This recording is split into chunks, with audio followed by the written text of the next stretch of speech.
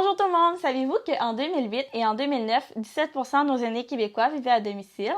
Selon l'enquête, nous avons vu que 19% des femmes et 14% des hommes ont rapporté avoir fait au moins une chute au cours des 12 derniers mois précédant l'enquête. Suite à ces statistiques, nous avons vu que malheureusement, les femmes sont plus nombreuses que les hommes à chuter. Malgré tout, nous avons vu que notamment, c'est à partir de 65 ans que les statistiques augmentent chez nos femmes.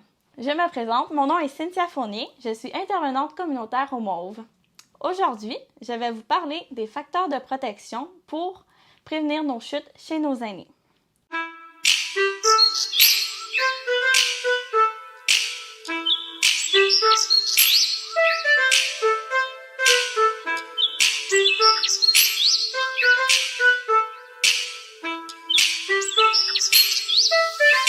Comment on peut protéger nos aînés contre les chutes? C'est surtout en faisant de l'exercice physique. C'est très important puisque ça permet de prévenir les chutes, les blessures résultant de la chute. Ce qui est priorisé, ça serait des exercices pour améliorer la stabilité, mais surtout l'équilibre chez nos aînés. Nous avons comme exemple le tai chi, qui est très important. Nous avons la marche et le yoga. Le yoga permet ainsi d'avoir un meilleur équilibre.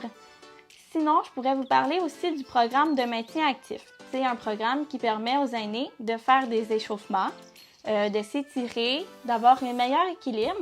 Puis, vous allez voir dans la description de cette vidéo le lien pour aller directement voir ce programme. Il est pour les 55 ans et plus. Vous n'avez pas besoin d'équipement ou quoi que ce soit. Vous avez besoin simplement d'une chaise pour pouvoir faire vos étirements. Par la suite, un autre facteur de protection, nous avons le fait de garder un poids favorable. Je vous explique pourquoi. Puisque un poids insuffisant peut faire en sorte que l'aîné a moins d'équilibre, mais un poids excessif aussi.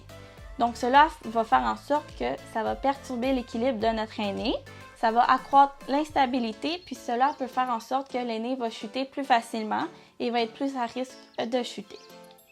Par la suite, nous avons un autre facteur de protection qui est le fait de contrer le tabagisme. Je vous explique pourquoi.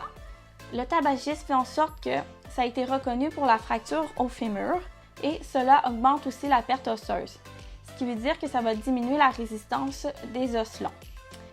Donc voilà, merci d'avoir pris le temps de nous écouter. C'était les facteurs de protection pour contrer les chutes chez nos aînés. Merci!